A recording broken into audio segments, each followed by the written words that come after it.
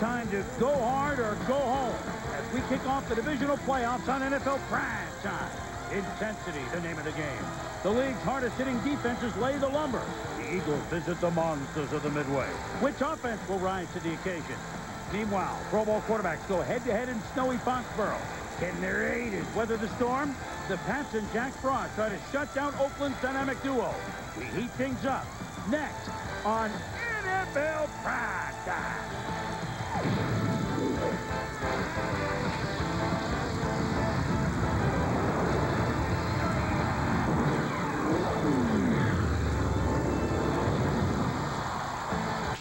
NFL Primetime is presented by Miller Lite.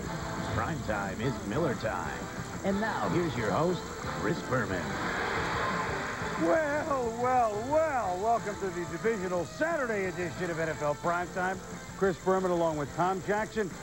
Well, nothing like a little controversy, is there, at this time of the season? We are going to get everything together for this wild Patriots-Raiders game. That's why we're not starting right off with it. But let us just say this.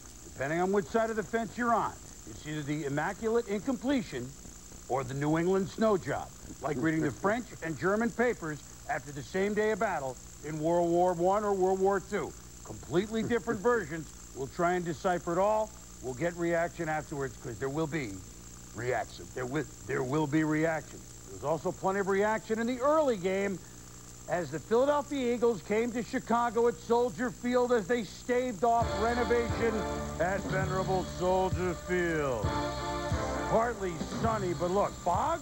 No, steam coming off the heads of the players. Larry Wiggum, watch it. Donovan McNabb, Chicago native. And this is what Donovan does. It took him a quarter and a half to get this sort of game going against Tampa. In this game, Tom, he does it right away on 3rd and 9, buying time to the speedy James Stratt. Should have been a sack, ends up being a 43-yard game. 2 plays later, 2nd and 8. McNabb to Correll General Bachparker. Clink, you eat it. And Walt Harris, he pulls him over to pick up a first down. And then, you know who it is. David Greenacres with the field goal. He has a pair of them now. It's 6-0. Jim Miller, second quarter, trying to make something happen.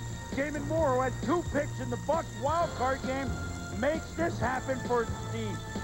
But here's the bad thing that happened to the Bears. Miller holding your shoulder after meeting Hugh Douglas. Yeah, Hugh Douglas thought he was going to make a tackle after the interception. Nothing cheap about that play. Legal hit, separated shoulder, Jim Miller. So here comes Shane Matthews, the man who authored the San Francisco and Cleveland Miracles. But, Ant's limping for the Shane Matthews band. Almost intercepted by Carlos Emmons, but there's a flag on Mike Caldwell. Yeah, and watch the hit by Caldwell on Matthews. Right there you can see he pulls off the hit. And you just think that that's such a questionable call by the officials. But the Bears get a break, and they go for the jugular. It's Ahmad Merritt from Wisconsin. He partways himself on the reverse all the way to the end zone. The Eagles have totally dominated the game, but the 47-yard play by the Bears gives them a 7-6 lead. Yeah, the spot shadow right there on Hugh Douglas. He's going to flatten down the line. He had a great game. Right here goes a little too flat. The handoff to Merritt around the corner. The move on Bobby Taylor to get inside right there, and then back outside and into the end zone. So now it's a 7-6 Bears lead with 2 minutes to go in the half, and on 3rd and 2, General Bachparker is stopped short, leaving the Eagles with a big decision to make. And Andy Reid says 4th and 1 towards the 35. Let's go for it. And McNabb rolls, and the second tight end is Jeff Thomason. Makes a nice catch. First down. Gamble pays off. Now, next play, 40 seconds of the half. McNabb to the regular tight end, Chad Lewis, 14 yards. Recently out of the witness protection program. After a spike to stop the clock, McNabb, buying time, stutter, back, up. And then he bees it to Cecil Martin, 13 yards. He made another great play, and Eagles have the lead. Donovan McNabb has great pocket presence, but watch his eyes, watch his head. He stays upfield. He keeps his eyes open, able to spot Cecil Martin waiting at the front side of the end zone. A great play again by McNabb. So it's 13-7. Now we go to the 3rd, and here's 3rd and 2. McNabb trying to force a fresh R.W. McQuarters. Now tip to Jerry Azuma from New Hampshire. He really went there. 39 yards. Oh, my goodness. Again, the Eagles have totally outclassed the Bears, but they're behind 14-13. Brad Maynard had a good year. Remember him in the Super Bowl for the Giants? Not good. Here's the camera. Will the punch it? No, no. Oh, my God, it's way back there. 15-yard punt. It could not have come at a worse time. A punting miscue while Lundetta was outstanding. So on 3rd and 14, after a couple of good plays by the Bears defense, McNabb to Thomason again. Very athletic play down to the 10-yard line. It's a 30-yard pickup. 2 plays later at the 6. Deuce Staley, and no one sees him, Tom. Yeah, and a great play by the center and the quarterback. Get the snap off, give me the football, and let me throw it. And it's a touchdown to Staley before Warwick Holdman can get over there. It's 20-14 Eagles. And Holdman said, well, here's what happened. I really didn't think this, but it doesn't matter. Now, 23-17 after another Akers field goal. Autry Jensen. And boy, those Eagles special teams, they're the best at football. Tim Houck with the big hit. It's a fumble, Eagles ball at the Bears 35. And then, from 46, David Akers, 4 for 4 on field goal, 26-17 Philly. And then it's Hugh Douglas. Boy, did he own Brockermeyer. Yeah, Hugh Douglas has had a great playoff so far. And as we look forward to his future in the championship game, he's the guy you have to control along the Philadelphia defensive front. And then the Shane Matthews band looking for the space between. But unfortunately for him and the Bears, it's Rashard Cook of the Eagles returning it to the 20, which sets Philly down to the 5, 3 plays later. And McNabb, in his hometown, with 3.5 to go, ices it and dunks it. All in one play. Lundetta, an intentional safety at the end of the game. But it was Philadelphia who scored 33 points on the team that allowed the least in football during the season. Just 203, the Chicago Bears. The Philadelphia Eagles have won on the road where not many have done it. Last 25 years, 73 home have won, 27 road have won in this round, but Philly wins it. And 2 quarterbacks who know something about Philly championship games with one another. John? Thank you very much. Michael Jordan returns to Chicago. Donovan McNabb returns to Chicago. By all accounts, you outplayed him. Well, Your thoughts? It was just a total team effort for all of us to come out and, stay focused on our job. Playing against a tough Chicago team, which has established themselves as one of the top defensively, as well as on, on special teams and things of that nature. So our job was mainly to come out and just stay in the drive and try to come out with points every opportunity we had. Donovan, did you feel going into the game you could make plays with your mobility outside the pocket? I just felt if there were opportunities to get the ball out of my hands on timing to do that. And, there were some opportunities where I was able to step up in the pocket and just buy time for my receivers to get open, and I think I did that as well. So, you just have to pick and choose your times when you're able to move because, you have to tip your hat off to them. They did an excellent job on defense. You're going to the NFC Championship game. How good does that feel? Well, we're very excited about that. We set high goals in the offseason. Just being in this situation last year where things didn't turn on our way, I think the experience factor definitely helped out. But we know that we have one more game, and we have to go out and sort of lay everything on the line and make sure that, when it's all said and done, we can look back and say, I gave all that we got. All right, congratulations on a great victory. Back to the studio. All right, Jaws. Donovan McNabb now has a chance in 2001 to do what Jaws did in the last Philly appearance in the championship game in 1980. When they won a home game against Dallas. We'll see if Philly is home or on the road. But the maturation, it's the old-fashioned way. Philly got in the playoffs last year, Tom. First time with this team, they won again, then they lost this round. Now they've moved along. It's like another building block every year, and you could hear it in McNabb, the maturity. And I think when you look at the 3 phases of a game, offense, defense, special teams, you want to win at least 2 phases of the game. They won all 3 phases, and they won them decisively. And then I think we're seeing the maturation of one of the great young quarterbacks, if not the great young quarterback in the NFL, in Donovan McNabb. And let's remember, I played with John Elway. He is a guy who has tremendous athleticism, maybe more than anyone in the league. And I know he's a little bit bigger than Cordell Stewart, a little bit faster and quicker than Adante Culpepper. He has tremendous awareness on the field, keeps his head up, is always ready to throw, and he creates offense for his football team. And then physically, I thought they were much the more physical football team today and took it to the Bears in their building, in all 3 areas, especially Brian Mitchell. Offense, defense, and special teams. McNabb passing and running, 299 combined. And I think that, and we've said this before, Tommy, throw out any Eagles offensive game film you have until midway through the 4th quarter of that pivotal Giant game. There's another Eagles team you're seeing right now. And for the Chicago Bears, 8 more wins than last year. You know what? This year didn't end as well as they wanted, but they can build on this like Philly did perhaps next year. Congrats to Coach of the Year, Dick Duran. But for Philadelphia, their defense gave up a touchdown today.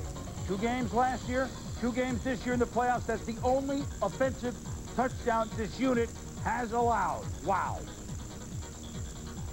Inside the Numbers is brought to you by Visa. It's everywhere NFL fans want to be. FC Divisional round 8 is, and it looks like Squaw Valley outdoor hockey at the Olympics in 1960 in frosty Foxborough. Tom Brady, 14 games. Rich Gannon, 14 years. Who would emerge the victor in this one?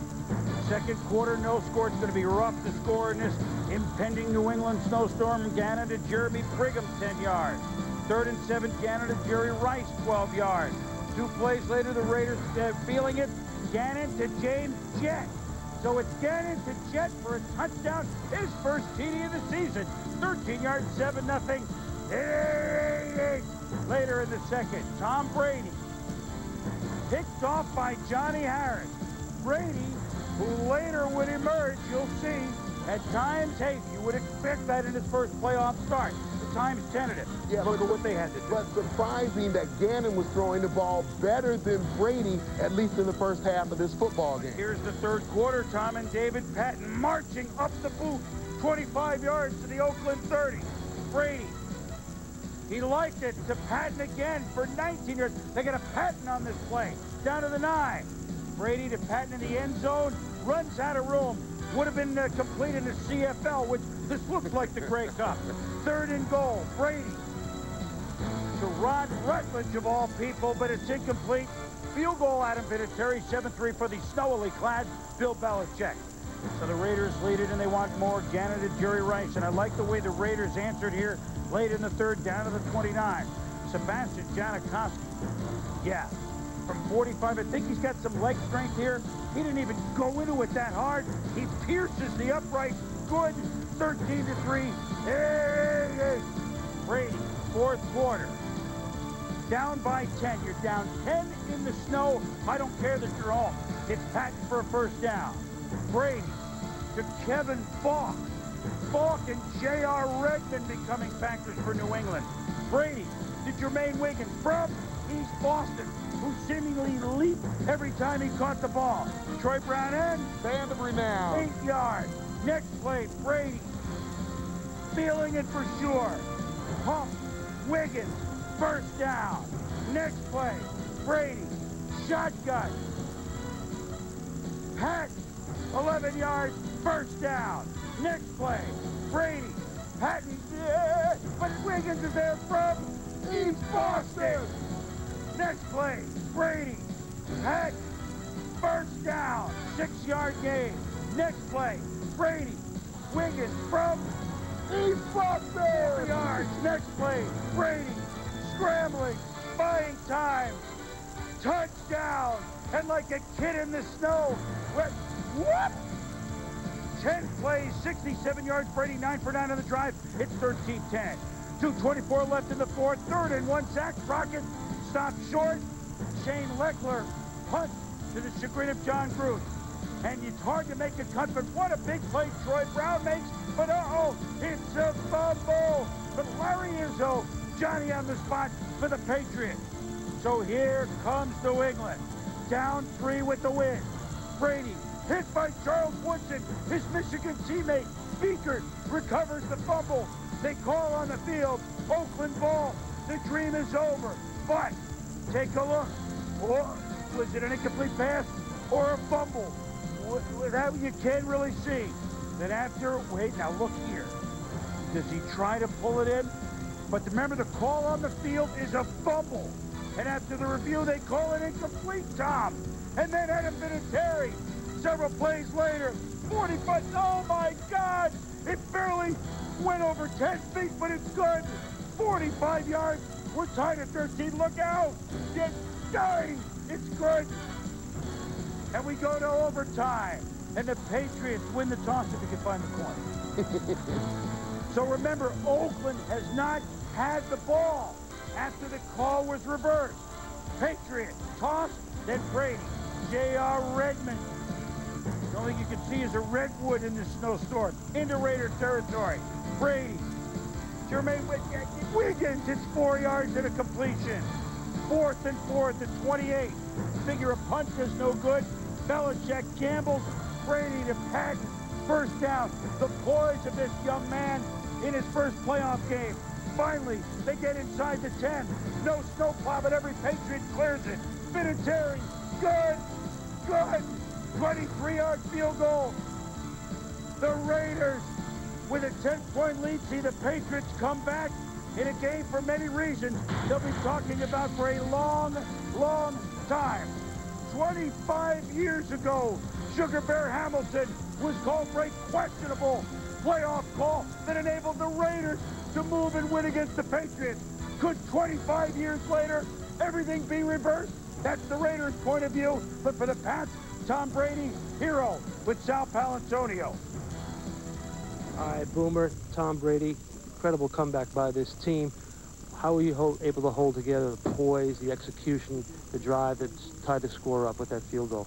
Yeah, I think there was a lot of plays in the game that we needed to step up and make them, and I think there were opportunities there that we really weren't executing as well as we should have. And you know, for one reason or another, this team finds ways to win, and with the defense coming up with huge stops, like they did there on that 3rd and 1, and Troy returning the punt, and just Adam kicking a field goal, it's just all-around team win. Going to the AFC Championship game, did you ever think at the beginning of the season? Yeah, certainly we did. I knew what we were capable of. I mean, we had a great team, a lot of great veteran leadership, and it certainly come together for us. Congratulations. Thanks a lot, guys. Back to you, Boomer. Sal, Tom, thank you. Brady, you saw his stats, 32 of 52 for 312 in a snowstorm. Just the 1 interception. It's interesting that the Patriots went to the air when their ground game, which they thought would work, did not work. But everyone's talking about the immaculate incompletion or the New England snow job. Certainly those at the game. In my opinion, it was a fumble, but I don't obviously understand how that play is looked at. So I'm not going to stand up here tonight and dispute what occurred, but I felt it was a fumble. We got off the field. We forced a 45-yard field goal. Vinatieri made it. An incredible kick. His time was running down at the end of regulation. And they got the ball in overtime, and they had momentum, and they made some plays when they had to. Oh, his arm was going forward, but, you know, that plays out of our hands. It was under 2 minutes, so, you know, it was strictly in the replay. Bull. You know, that's exactly how I feel. I felt it was a bull call. Never should have been overturned.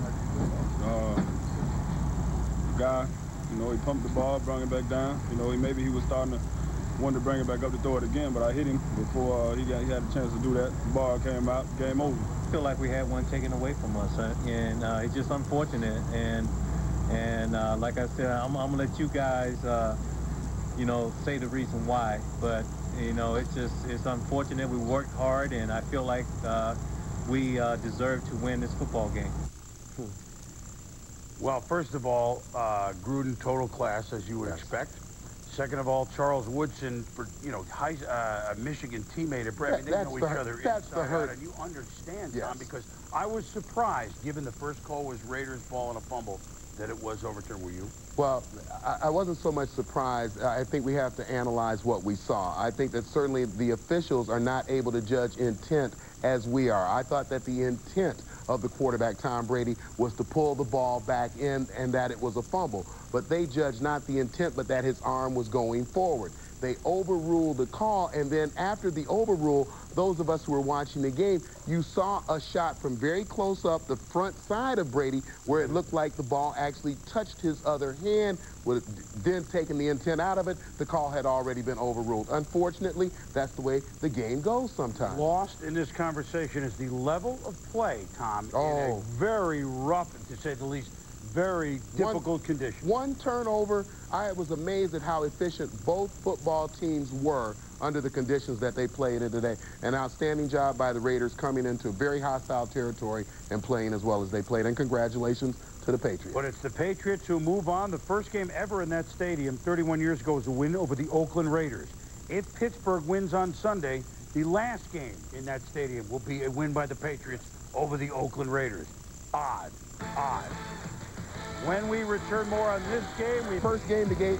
How do you not give a game ball to Donovan McNabb? Look at the numbers there. 2 touchdowns, ran for another one, 37 yards, 299 yards total. And Tom Brady, second half and overtime, led the Patriots in his first postseason game to a win that'll long be talked about in the snow over the Raiders. When we return, one of the heroes for the Pats, Adam Vinatieri. The 16th overtime playoff game in the history of the NFL, won by the Patriots in the snow on a field goal by Adam Vinatieri, whose 45-yarder tied it. He's with our Sal Paolantonio.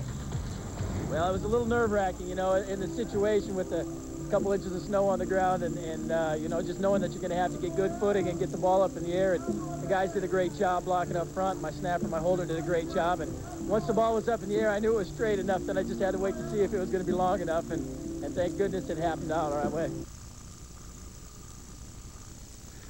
Well, so heroes meaning Vinatieri, heroes being Brady. 26 of 39 since halftime for Brady. And then Donovan McNabb, the continued maturation of him.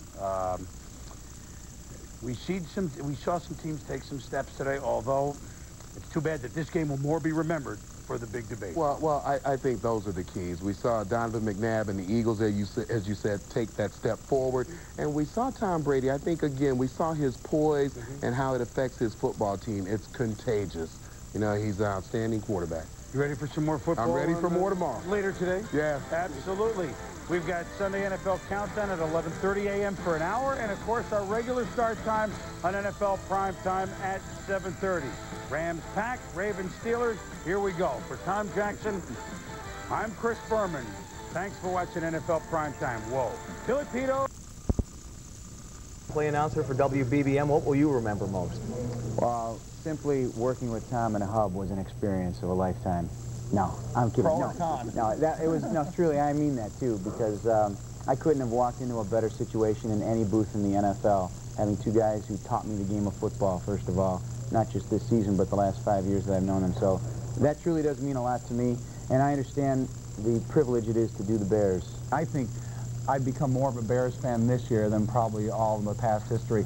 Through the excitement, last finish victories, to some of the players that their personalities really started to shine throughout this football season.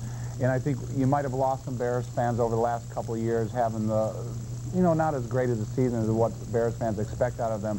But from seeing the stadium today and seeing all the enthusiasm of the Bears being rekindled from thousands of Chicago Bears fans, I think it leads into a lot of excitement for next year. They had the right man at the helm in Dick Duran, and he's certainly a guy you'd want to have at the helm, considering what the Bears are going to be going through next year, having to travel to Champaign for their home games. Well, he established himself, there's no question, and really got this team to believe in one another and believe in each other. Right from the first game after leaving Baltimore, they knew this was going to be something unique because they looked around and went toe-to-toe with the world champions in their building on the day they get their championship rings, and it just put a lot of belief in themselves. And as Tom pointed out about the personalities of these guys, the Colvins, the Ted Washingtons, the R.W. McQuarters, you know, personalities emerged. Marty Booker, and you name it, you go right down the list. So I believe that is important for a football team, and it will serve them well next year. Well, yeah, I think for the future of this football team, these football players love Coach Duran so much that it's very important when you're going to go back and try to influence some free agents to come to this football team. If the players that are on this football team can talk positively about the organization and the surrounding atmosphere, it's going to do a lot to sway some people to come to this football team. And when you have some bright spots like your Urlacher and Brown and the rest of the guys in this football team, it's going to be more attractive for free agents to come here than it has been the last 5 or 6 years. Well, Guy, I've really enjoyed this season. It's been fun for me, and listening to you as well. Best of luck in the off season. Thank you for helping us out. You in Hawaii? Bring it on. I'd love to see you. Bring your surfboard. That's we'll right. Be there. Aloha. And a life preserver. No ka'oi. Mele kaleki makahauli makihikiho. That too. Yeah, lucky Merry Christmas. Can you say that on TV? Chris Berman. Hello once again, everybody. Welcome to NFL Primetime. Chris Berman along with Tom Jackson is part 2 of the Divisional Playoff Primetime. And this round, traditionally, I'm telling you, Tommy, this round traditionally, it's going to be the greatest weekend of football. Half of the games, statistically, are 2 touchdowns or more. And today we had the #1 seeds getting into action, and we didn't have home teams yesterday do much. Well, we had the best passing team in football in the St. Louis Rams, the best running team in football in the Pittsburgh Steelers. The big question, 1 versus 4, would they disappoint? Well, and no snowstorm to equalize things. So let's begin in the AFC, where we had the champion, Baltimore Ravens, who had won the last 3 years in Pittsburgh, 2 before this at Three Rivers, this year at Heinz Field. But the Pittsburgh Steelers had really outgained Baltimore in yards throughout the 2 regular season games split. Rubber game at the big ketchup bottle. And here we go, the first home playoff game ever at Heinz Field, and there will be more. Jerome Bettis, though, hurt before the game, received a pain-killing injection. He could not play to the chagrin of Bill Cowher. But not to the chagrin of Bill